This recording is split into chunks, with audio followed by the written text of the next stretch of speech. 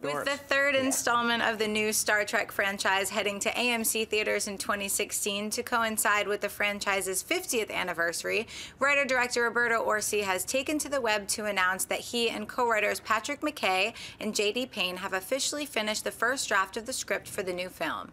However, he gave no story details. Dennis, with the first draft being complete and some time having been passed since the announcement, how are you feeling about Roberto Orci to lead Star Trek film?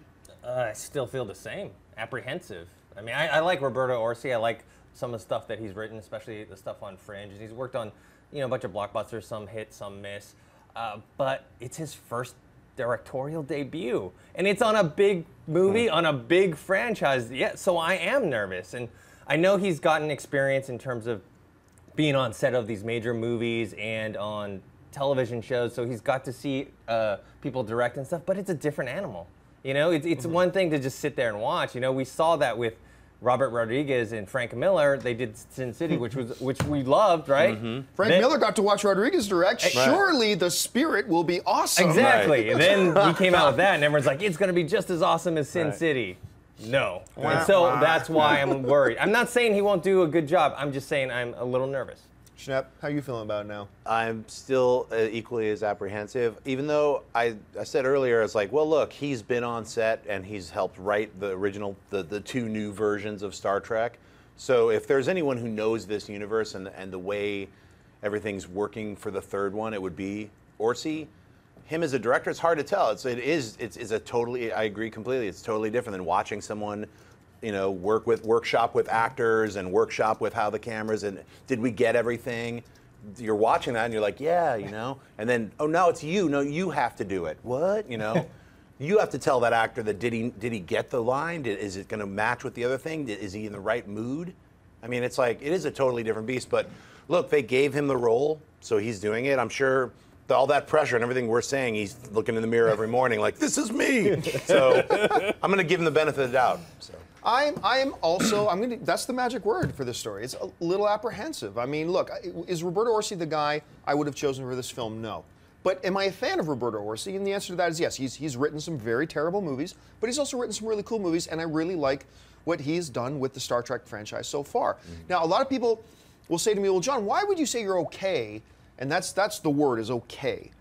Okay with Roberto Orci starting up with Star Trek as his first film when, a long time ago, when Peter Jackson, remember, was going to produce a Halo movie, and they announced that they got this guy named Neil Blomkamp, who has never directed anything but his own short films. Right. He's never been a producer, never been an assistant director, never been anything on any film ever. As far as I know, he's never even been on a movie set.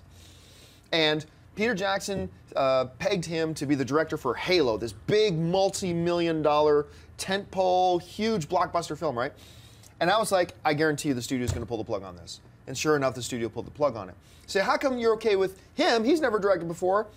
And you weren't okay with Blomkamp at the time. Remember, District 9 had not come out yet. Right. And we'd all said, look, it'd be better if this guy Blomkamp does something of his own first and then worry about giving him a big blockbuster. And look how District 9 turned out. It was awesome.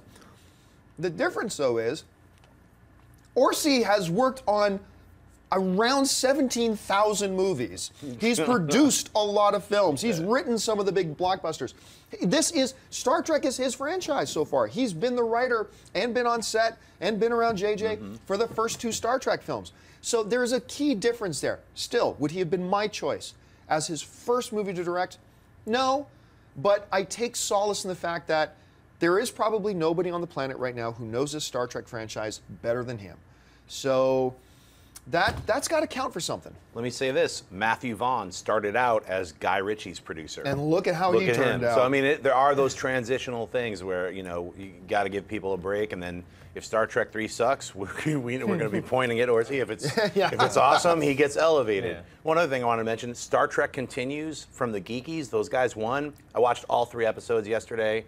Great job. Didn't they do great? Incredible. Someone incredible turned me on to them just a little while ago. And I wish I had seen the series before, because then I would have been all nerding. Like, you did a good job as Kirk. But instead I was like, yeah, whatever, dudes. Good job, but I haven't seen it. Then I watched it last night. Watched all 3 of them. They nail all the special effects and everything, it's too, just like the old Star Trek. Yep. You guys got to check this out. It's online. So. Hey everyone, if you like this video, click that thumbs up button and make sure to subscribe to our AMC Movie News YouTube channel. It's free and helps you stay up to date with all the latest movie news, as well as our daily AMC movie talk show. Also, make sure that you follow us on Facebook and Twitter to stay up to date with all of our special promotions, contests, and prize giveaways.